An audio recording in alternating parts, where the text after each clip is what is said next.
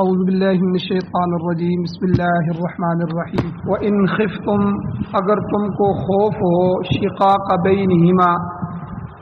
ان دونوں کی آپس میں مخالفت کا، یعنی میاں بیوی مرد عورت کے درمیان تمہیں اگر آپس میں ان کی مخالفت کا خوف ہو جائے تو فَبْعَثُوا حَكَمًا مِّنْ أَهْلِهِ تو کھڑا کرو ایک فیصلہ کرنے والا مرد کے خاندان میں سے، وہ حکم من اہلہا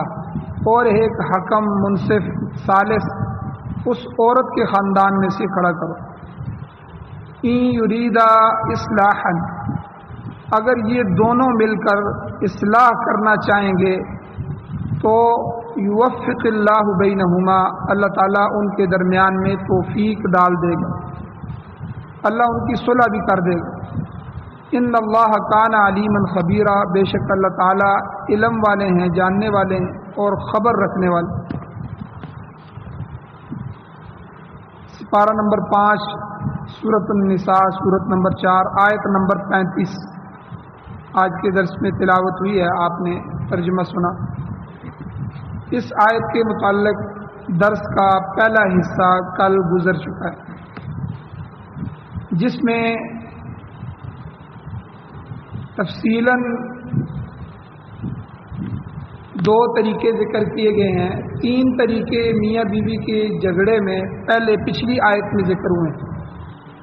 کہ اگر میاں بیوی میں جھگڑا ہو جائے تو اللہ تعالیٰ نے فرمایا کہ خاوند جو ہے وہ فعظوہن اس کو واعظ کرے، نصیحت کرے، تنبیہ کرے، زبانی سمجھائے۔ اور دوسرا طریقہ اگر یہ کامیاب نہ ہو، نصیحت کامیاب نہ ہو، سمجھنا سمجھانا کامیاب نہ ہو، عورت پھر بھی اصلاح نہ کرے، وَاهْجُرُوهُنَّ فِي الْمَضَاجِعِ تو خاوند جو ہے وہ اپنے بسترے عورت سے الگ کر لیں، اپنی خوابگاہیں الگ کر لیں۔ یہ بھی گویا کہ ایک طرح کی تنبیہ ہوتی ہے، اس کو سکھانا ہوتا ہے کہ بھئی خاوند بیوی سے ناراضگی کا اظہار کر، اور ایک سلیم الفطرت خاندانی عورت کے لیے، عزت والی عورت کے لیے یہ بڑی بات ہوتی ہے کہ مجھ سے میرا خاوند ناراض ہو رہا ہے۔ تو قرآن پاک نے باقاعدہ یہ دوسرے نمبر پر یہ طریقہ بتایا ہے کہ آپ نے پہلے واضح و نصیحت کرنی ہے، پھر یہ دوسرا طریقہ اختیار کرنا، اور پھر تیسرے نمبر پر وَاضْرِبُوهُنَّ اگر بستر الگ کرنے سے بھی اس پر کوئی اثر نہیں پڑ رہا اور وہ اپنے معاملات سدھار نہیں رہی تو پھر تم نے اس کو مارنا ہے۔ اب مارنے کی جو حد ہے وہ بھی پچھلے درس میں گزر چکی ہے کہ کتنا مارنا ہے، یعنی اتنا مارنا ہے کہ جس میں نشان نہ پڑے، کیونکہ یہ مارنا انتقامی کارروائی کے طور پہ نہیں ہے، انتقاماً نہیں ہے، بلکہ یہ ادب سکھانے کے لیے ہے اور تنبیہ کرنے کے لیے۔ اور یہ تو 3 طریقے پچھلے سے پچھلے درس میں یعنی پچھلی آیت کی تشریح میں گزر چکے ہیں۔ اس میں اللہ تعالیٰ نے پھر 2 طریقے اور بتائیں۔ چوتھا طریقہ کہ میاں بیوی کی ناچاکی کو ختم کرنے کے لیے آپ ایک حکم مقرر کریں، ایک جرگہ بنائیں جن میں ایک حکم، ایک منصف، ایک ثالث مصالحت کروانے کے لیے حکم من اہلہ اس مرد کے خاندان میں سے ہو، ایک حکم من اہلہا اس عورت کے خاندان میں سے، دونوں خاندانوں میں سے جرگوئی قسم کے سمجھدار آدمیوں کو کھڑا کر،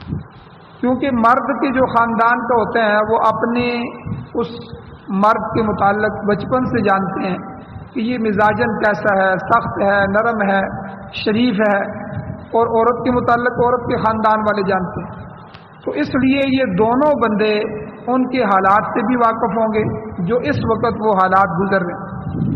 اور میاں بیوی کی ذہنی استعداد کو بھی دیکھیں گے کہ کہیں بالکل نیا جوڑا تو نہیں ہے۔ کئی دفعہ نیا جوڑا ہوتا ہے، ان کی لڑائی میں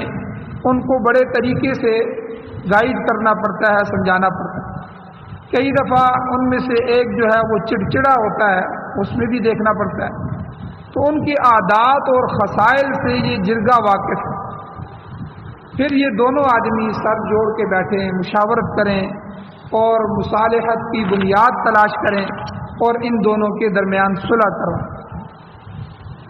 اور یہ جو جرگہ ہے، اس جرگے کی کیا حیثیت ہے،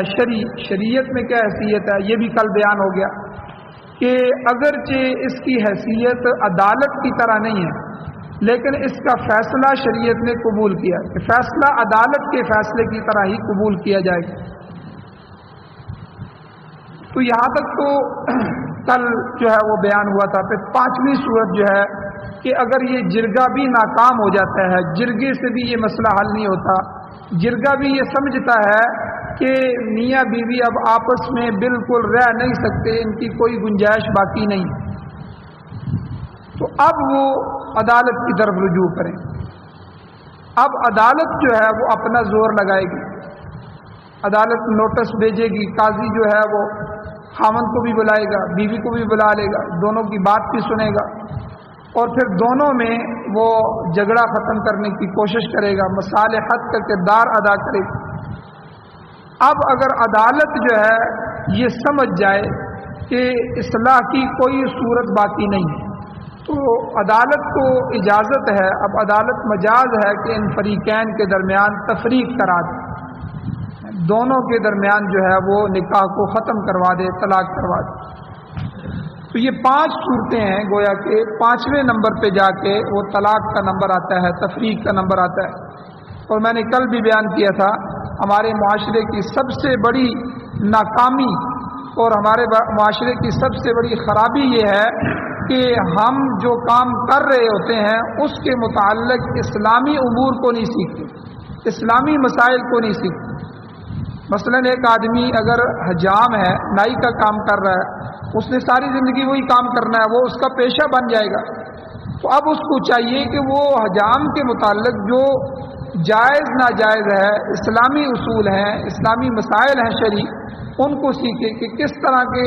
بال کاٹنے سے میرے لیے معاملات حلال کے ہوں گے، کس طرح کے حرام سے ہوں گے۔ اور اسی طرح کے ایک آدمی زمیندار ہے اور اس نے ہمیشہ زمیندارہ ہی کرنا ہے، تو وہ زمین سے متعلق جو مسائل ہیں وہ سیکھے۔ اسی طرح جس آدمی نے جانور پالے ہوئے ہیں، جانور رکھنے ہیں اور ان کا دودھ نکالنا ہے، بیچنا ہے، جانوروں کے کاروبار کرنے ہیں، تو وہ اپنے کاروبار کو شریعت کے مطابق سیکھے۔ تو بعینہ ہی اسی طرح جس طرح ہر شعبے کو جو آدمی جس شعبے میں قدم رکھ رہا ہے اس کے اوپر اس شعبے کے مسائل کا سیکھنا فرض ہے، کہ وہ اس میں قدم نہ رکھے جب تک وہ مسائل نہ سیکھے۔ تو کیونکہ یہ ہو سکتا ہے کہ وہ حلال کمانے کے لیے بیٹھے اور حرام کی شکلیں اختیار کر لے اور اسے پتہ بھی نہ چلے۔ اسی طرح جب ایک شادی شدہ جوڑا ہے، اس سے پہلے جب ان کی شادی ہونے لگتی ہے تو یہ والدین کا فرض ہوتا ہے کہ وہ ان کو نکاح اور طلاق کے مسائل بھی سکھائیں۔ بھائی نکاح کے کرتے ہی تم آپس میں میاں بیوی ہو جاؤ گے، پھر میاں کے حقوق کیا ہے بیوی پر، بیوی کے حقوق کیا ہے میاں پر، دونوں کے حقوق بتلائے جائیں ان کو، دونوں کے لیے دائرہ کار جو شریعت نے متعین کیا ہے اس کی حدود واضح کی جائیں۔ اور اسی طرح طلاق جو ہے، یہ طلاق بتانے کی چیز ہے، طلاق کی کتنی قسمیں ہیں، اور طلاق اگر کسی وقت ضرورت پڑ جائے تو غصے میں 3 طلاقیں بالکل نہیں دینی، 3 دینے کے بعد پھر کوئی چیز پیچھے بچتی نہیں ہے۔ تو یہ چیزیں جو ہیں یا اس طرح کے مسائل یہ نکاح سے پہلے ان کے حقوق، نکاح کی جو ہے وہ طریقے، اور اسی طرح طلاق اور طلاق کی جو ہے نفرت، اور اللہ کے ہاں طلاق کا مبغوض ہونا، ناپسندیدہ ہونا، تو یہ سارے مسائل جو ہے اس جوڑے کو آنے چاہیے۔ لیکن ہمارے معاشرے میں چونکہ اس کو سمجھا ہی نہیں جاتا کہ بھئی طلاق کے کیا مسائل سکھائے جائیں، اس نے تھوڑا ہی طلاق دینی ہے۔ لیکن اچانک جب ان میں لڑائی شروع ہوتی ہے، جھگڑا شروع ہوتا ہے، آپس میں معاملات ہوتے ہیں اور اللہ نے یہ طلاق کے اختیار خاوند کو دیے ہوتے ہیں، تو وہ فوراً تینوں کے تینوں طلاق کی جو تیر ہیں وہ فوراً پھینک دیتا ہے، اور اب ہنستا بستا جو گھر ہے وہ اجڑ جاتا ہے، اور کئیوں کی 2-2 3-3 4-4 اولادیں ہوتی ہیں، اور پھر بھی وہ غصے میں آ گئے، اور پھر جب غصہ ٹھنڈا ہوتا ہے تو آدھے گھنٹے میں بالکل ہر چیز روشن ہو جاتی ہے، سمجھ آ جاتی ہے۔ اب آ کے جو ہے وہ مسائل سیکھ رہے ہیں، اب آگے مسائل پتہ کر رہے ہیں۔ حالانکہ یہی مسئلہ اگر پہلے پتہ ہوتا تو خاوند کو یہ بات پتہ ہوتی کہ بھائی مجھے اللہ نے قوام بنایا ہے، نگران بنایا ہے، اور مجھے اللہ نے 3 طلاقوں کا حق دیا ہے۔ اب اگر ان تینوں کو میں ضائع کر دوں گا تو اس کے بعد میرا یہ گھر نہیں رہے گا، میرا یہ رشتہ نہیں رہے گا، یہ تو ختم ہو جائے گا، نکاح ختم ہو جائے گا۔ تو یہ 5ویں جو صورت ہے، چوتھی صورت جرگہ، اس کی ایک مثال حضرت عثمان رضی اللہ تعالیٰ عنہ کی خلافت میں بھی ملتی ہے۔ حضرت عثمان رضی اللہ تعالیٰ عنہ کے دور خلافت میں حضرت علی رضی اللہ تعالیٰ عنہ کے جو بھائی تھے، حضرت عقیل ابن جعفر، حضرت عقیل ابن ابی طالب رضی اللہ تعالیٰ عنہ، ان کے ساتھ بھی ایک ایسا ہی معاملہ پیش ہے۔ یہ حضرت عقیل جو تھے، یہ غزوہ بدر جب ہوا تھا اس وقت تک مسلمان نہیں ہوئے تھے، کفار کی طرف سے شامل ہوئے اور اسلام کے خلاف آئے تھے۔ تاہم فتح مکہ کے موقع پہ یا اس کے قریبی زمانے میں یہ حلقہ بگوش اسلام ہوئے، یعنی اسلام لے کے آئے۔ اس کے بعد ایک موقع پر جو ہے حضرت علی رضی اللہ تعالیٰ عنہ سے ناراض بھی ہوئے اور جا کر امیر معاویہ رضی اللہ تعالیٰ عنہ سے بھی جا مل گئے تھے۔ بہرحال حضرت عقیل رضی اللہ تعالیٰ عنہ نے نکاح کیا فاطمہ بنت عتبہ رضی اللہ تعالیٰ عنہ سے۔ اب یہ جو عتبہ تھا، عتبہ، ربیعہ اور ولید، یہ بڑے بڑے سردار تھے۔ تو یہ جو فاطمہ کے والد تھے عتبہ، اور ان کے جو چچا تھے، اور اس طرح یہ غزوہ بدر میں کافروں کی طرف سے آئے تھے اور مارے گئے تھے۔ یہ خاندان تو وہی ہے جو حضور علیہ السلام اور حضرت علی رضی اللہ تعالیٰ عنہ کا خاندان ہے، یعنی عبد مناف کے لوگ تھے۔ اب حضرت عقیل رضی اللہ تعالیٰ عنہ اور حضرت فاطمہ رضی اللہ تعالیٰ عنہ، فاطمہ بنت عتبہ، ان کے درمیان جو ہے بعض اوقات مزاح بھی ہوتا تھا، اور مزاح میں بات بڑھ بھی جاتی تھی۔ ایک دفعہ ایسا ہوا کہ میاں بیوی دونوں بیٹھے ہوئے تھے اور آپس میں گفتگو کر رہے تھے۔ تو فاطمہ نے پوچھا کہ آپ بتائیں کہ میرے جو والد ہیں عتبہ اور ربیعہ، وہ اس وقت کہاں ہیں؟ تو حضرت عقیل رضی اللہ تعالیٰ عنہ کہنے لگے کہ وہ تمہاری بائیں جانب جہنم میں ہوں گے، کیونکہ یہ بدر میں مارے گئے تھے، حضور کے خلاف آئے تھے، ان کے سرداروں میں سے تھے۔ تو انہوں نے پوچھ لیا تو ظاہر بات ہے وہ جہنم میں تھے، لیکن یہ بات حضرت فاطمہ کو بری لگی،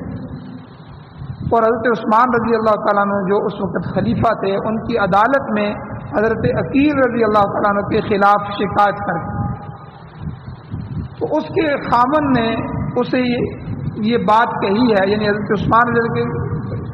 عدالت میں جب شکایت کی تو جا کر کہا کہ میرے خاوند نے مجھے ذہنی کوفت اور تکلیف پہنچائی ہے۔ حالانکہ حضور علیہ السلام کا فرمان مبارک ہے کہ اس قسم کا مذاق نہیں ہونا چاہیے۔ جو مرنے والے ہوتے ہیں وہ اپنے نتائج کو پہنچ چکے ہوتے ہیں۔ اگر نیک آدمی ہے تو جنت میں چلا گیا، برا آدمی ہے تو جہنم میں پہنچ چکا ہے۔ لہٰذا ان کے متعلق، اموات کے متعلق، مردوں کے متعلق یہ کوئی ایسی بات نہیں کہنی چاہیے جس سے ان کے پسماندگان کو، پیچھے رہنے والوں کو جو ہے وہ نفرت ہو یا ان کی دل آزاری ہو، ان کو تکلیف ہو۔ حضرت فاطمہ چونکہ مسلمان تھی، اگر ان کے والد جو تھے وہ کفر کی حالت میں مر گئے تو اب اس کو جتلانے کی کیا ضرورت ہے؟ تو اس قسم کا مذاق اچھا نہیں ہے۔ تو بہرحال یہاں یہ بات بھی یاد رکھیں کہ مسلم شریف کی روایت ہے، حضور اسلام کی حدیث ہے، حضرت عمران ابن حسین، ان کی 2 بیویاں تھیں، ان کی آپس میں بڑی کھٹ پٹ رہتی تھی۔ اسی طرح ایک دوسرے شخص کی بھی 2 بیویاں تھیں اور ان کی حالت بھی اسی طرح تھی۔ ایک دفعہ ایسا ہوا کہ یہ شخص جو ہیں، یہ جن کی 2 بیویاں تھیں، یہ حضرت عمران سے مل کر آئے، دونوں کی 2 بیویاں تھیں۔ اب وہ گھر میں آیا تو ایک بیوی نے پوچھا تم کہاں تھے؟ وہ کہنے لگے کہ میں حضرت عمران ابن حسین رضی اللہ تعالیٰ عنہ ان سے مل کے آ رہا ہوں۔ بیوی نے کہا نہیں، تم غلط بیانی کر رہے ہو، تم تو آج میری باری تھی، تم دوسری بیوی کے ہاں سے ہو کے آئے۔ تو بہرحال انہوں نے انکار کیا اور یوں کہا کہ میں نے حضرت عمران رضی اللہ تعالیٰ عنہ سے ایک حدیث سنی ہے کہ حضور نبی کریم صلی اللہ علیہ وسلم نے فرمایا کہ اقل ساکن الجنت النساء، یعنی جنت میں سب سے کم جانے والی جو ہوں گی وہ عورتیں ہوں گی، کیونکہ ان کی اکثریت جہنم میں جائے گی۔ اور حضور علیہ السلام کا ایک اور فرمان بھی ہے، ایک اور حدیث بھی ہے، یا معاشر النساء رأیتکن اکثر اہل النار، یعنی اے عورتوں کا گروہ میں نے تمہاری زیادہ تعداد دوزخ میں دیکھی ہے۔ جب حضور کو معراج کروایا گیا، حضور معراج میں گئے تو حضور نے واپس آ کے عورتوں کے متعلق یہ کہا کہ اے عورتوں میں نے تمہاری زیادہ تعداد دوزخ میں دیکھی ہے، کہ عورتیں زیادہ تعداد میں دوزخ میں جا رہی، لہذا خدا کا خوف کیا کرو اور صدقہ خیرات کیا کرو۔ ایک عورت نے عرض کیا حضور عورتوں کی اکثریت کا دوزخ میں جانے کی کیا وجہ ہے، سبب کیا ہے؟ تو آپ علیہ السلام نے فرمایا تکفرن العشیر، تم خاون کی نافرمانی کرتی ہو، خاون کی ناشکری بہت کرتی ہو۔ تو بہرحال حضور علیہ السلام کی یہ دونوں حدیثیں جو ہیں وہ انہوں نے اپنی بیوی سے بیان فرمائی کہ اللہ کی بندی میں حضرت عمران ابن حسین رضی اللہ تعالیٰ ان سے مل کے آ رہا ہوں اور تم جو ہے یہ کہہ رہی ہو، تو گویا کہ یہاں خاون کی ایک طرح کی نافرمانی تھی، تو انہوں نے یہ دونوں حدیث بھی سنائی۔ تو بہرحال میں واقعہ بیان کر رہا تھا کہ حضرت فاطمہ انہوں نے حضرت عقیل رضی اللہ تعالیٰ عنہ کی شکایت دربار عثمان رضی اللہ تعالیٰ عنہ پیش کی، تو یہاں حضرت عثمان رضی اللہ تعالیٰ عنہ نے فرمایا کہ میں ان دو کے بارے میں دو حکم مقرر کرتا ہوں۔ حالانکہ عدالت بھی موجود تھی، قاضی بھی موجود تھا، انہوں نے اس مسئلے کو قاضی کے پاس نہیں بھیجا بلکہ دو حکم مقرر کیے، دو ثالث اور منصف مقرر کیے۔ فاطمہ رضی اللہ تعالیٰ عنہ کے خاندان سے حضرت امیر معاویہ رضی اللہ تعالیٰ عنہ کو حکم مقرر کیا، اور حضرت عقیل رضی اللہ تعالیٰ عنہ کے خاندان سے حضرت عبداللہ ابن عباس رضی اللہ تعالیٰ عنہ حضور صلی اللہ علیہ وسلم کی چچا زاد بھائی تھے۔ اب ان دونوں کو حکم مقرر فرمایا حضرت عثمان رضی اللہ عنہ کو کہ تم مصالحت کنندان ہو تو تم جاؤ ان دونوں میاں بیوی کے درمیان مصالحت کرواؤ۔ چنانچہ دونوں نے آپس میں صلاح مشورہ کیا۔ حضرت عبداللہ ابن عباس رضی اللہ تعالیٰ عنہ کی رائے یہ تھی کہ یہ جھگڑا اختتام پذیر ہوتا نظر نہیں آتا، لہذا بہتر ہے کہ میاں بیوی میں تفریق کرا دی جائے، یہ ان کا معاملہ بہت بڑھ گیا ہے۔ لیکن امیر معاویہ رضی اللہ تعالیٰ عنہ کہنے لگے کہ نہیں، یہ ہمارا خاندان ہے، میں اب عبد مناف کے خاندان کے دو شخصوں کے درمیان مفارقت کے حق میں نہیں ہوں۔ تو یہ دونوں پنچ حضرات جو ہیں جرگہ کے طور پہ، حکم اور ثالث کے طور پہ وہاں پہنچے اور ان کے گھر کی طرف جا رہے تھے۔ جب ان کے مکان پر پہنچے تو دروازہ بند تھا اور وہ میاں بیوی آپس میں خود بخود راضی ہو چکے تھے، تو انہیں بات کرنے کا موقع ہی نہیں ملا، اور یہ واپس آ گئے اور آ کر حضرت عثمان رضی اللہ عنہ کو بتایا کہ ان کے آپس میں صلح ہو گئی ہے اور ان کا مسئلہ ختم ہو گیا۔ تو بہرحال یہاں یہ واقعہ نقل کرنے کا مقصد یہ ہے کہ اس قسم کی مصالحتی کمیٹی، مصالحتی کارروائی کا آغاز حضرت عثمان رضی اللہ عنہ کے زمانے میں بھی ہوا، جس کا حکم اللہ تعالیٰ نے اس آیت کریمہ میں دیا کہ چوتھی چیز کہ خاوند اپنا زور لگا لے، فعظوہن، نصیحت بھی کر لے، واجروہن فی المضاجع، بستر بھی الگ کر لے، اور وضربوہن، اس کو مار لے، ڈانٹ بھی دے۔ اب خاوند کا زور ختم ہو گیا، اب چوتھی چیز یہ ہے مصالحتی کمیٹی، باہر میں عورت کے خاندان میں سے ایک مرد اور جو ہے خاوند کے خاندان میں سے ایک مرد، اس مصالحتی کمیٹی کو تشکیل دیا جائے اور دونوں سمجھدار آدمی جو ہیں وہ اس مسئلے کو حل کریں۔ اور اگر یہ مسئلہ بھی نہ ہو، اب جرگے سے مسئلہ ختم ہو گیا، اب جو حکومت ہے اب اس کی ذمہ داری ہے کہ اس کے جو قاضی بیٹھے ہوئے ہیں، اس کی جو عدالتیں ہیں، اب وہ فیصلہ کریں۔ بہرحال اللہ تعالیٰ نے یہاں یہ فرمایا کہ میاں بیوی کے درمیان تنازع کی صورت میں دو ارکان پر مشتمل ایک مصالحتی کمیٹی بنائی جائے جو دونوں کے درمیان صلح صفائی کی کوشش کرے۔ لیکن اللہ تعالیٰ نے یہاں ان دونوں ارکان کو اخلاص اور خلوص کا حکم دیا کہ اللہ نے فرمایا اگر یہ دو آدمی جو جرگے میں بیٹھ گئے، ایک عورت کی طرف سے اس کے خاندان میں سے، ایک مرد کی طرف سے اس کے خاندان میں سے، اللہ نے کہا کہ اگر یہ نیک نیت ہوں گے، ان یریدا اصلاحا، اگر ان کا ارادہ حقیقت میں ہی اصلاح احوال کا ہوگا کہ ہم نے ہر صورت میں ان کو جوڑنا ہی جوڑنا ہے، ہم نے ان کے رشتے کو ٹوٹنے نہیں دینا، اور اللہ سے 2 رکعت پڑھ کے وہ جائیں گے اور اللہ سے مانگ کے جائیں گے، اے اللہ اپنے اس بندے اور بندی کے درمیان صلح کروا اور ہمیں بطور سبب کے استعمال کر لیں۔ اللہ نے فرمایا ان یریدا اصلاحا، اگر یہ دونوں خلوص نیت پر ہوں گے، نیک نیتی پر ہوں گے اور یہ اصلاح احوال کا ارادہ کریں گے تو پھر کیا ہوگا؟ یوفق اللہ بینہما، اللہ تعالیٰ ان میں توفیق پیدا کر دے گا کہ وہ صلح پر آمادہ ہو جائیں گے۔ دیکھیں جب جرگہ جو ہوتا ہے نا، وہ منت کرے، ایک دوسرے کو سمجھانے میں الگ الگ کر کے سمجھائے، ایک دوسرے کے سامنے سمجھائے، ہر طریقے سے سمجھائے اور دل سے سمجھائے، تو اللہ تعالیٰ بھی پھر راستے بنا دیتا ہے۔ اس آیت کے اس ٹکڑے سے یہ بات سمجھ آ رہی ہے۔ اللہ کہتے ہیں یریدا اصلاحا یوفق اللہ بینہما، یہ جو جرگوئی ہوتے ہیں، جو ثالث اور منصف کا کردار ادا کر رہے ہوتے ہیں، یہ جو کمیٹی بیٹھی ہوتی ہے صلح کے لیے، اگر یہ لوگ مخلص ہوں گے، اگر ان میں اخلاص ہوگا اور یہ تہیہ کر لیں کہ ہم نے ہر صورت میں ان کو آپس میں جوڑنا ہے، ان کے جھگڑے کو ختم کرنا ہے، تو اللہ بھی یوفق اللہ بینہما، اللہ بھی ان کی اس کوشش کو جو ہے وہ ناکام نہیں ہونے دیں گے، اللہ تعالیٰ جو ہے ان کے درمیان میں صلح کے راستے کو نکال دے۔ لیکن اگر ان کی نیت میں فتور ہو گیا، معاملہ جانبداری کا کر دیا انہوں نے، یہ اس کی سائڈ لے رہا ہے، یہ اس کی سائڈ لے رہا ہے، نہیں جی نہیں، مرد والا کہہ رہا ہے نہیں جی مرد اچھا ہے جی، اس میں تو کوئی کمی کوتاہی نہیں ہے، عورت والا کہہ رہا ہے نہیں جی ہمارے خاندان کی عورت ہے، ہم سمجھتے ہیں اس میں بھی کوئی مسئلہ نہیں ہے، تو یہ مزید جھگڑا ہوگا۔ طرفداری نہیں کرنی، دونوں نے یہ کوشش کرنی ہے کہ اگر آپ میں سے بھی کسی پر یہ وقت آ جائے کہ جرگے میں بیٹھنا ہو تو کبھی بھی اپنا خاندان یا اپنا دوست یا اپنا طرفداری کر کے کسی کی طرف نہیں کرنا، ورنہ اللہ تعالیٰ برکت کو اٹھا دیں۔ تو صلح صفائی کے بجائے تنازع اور جھگڑا کھڑا ہو جائے گا،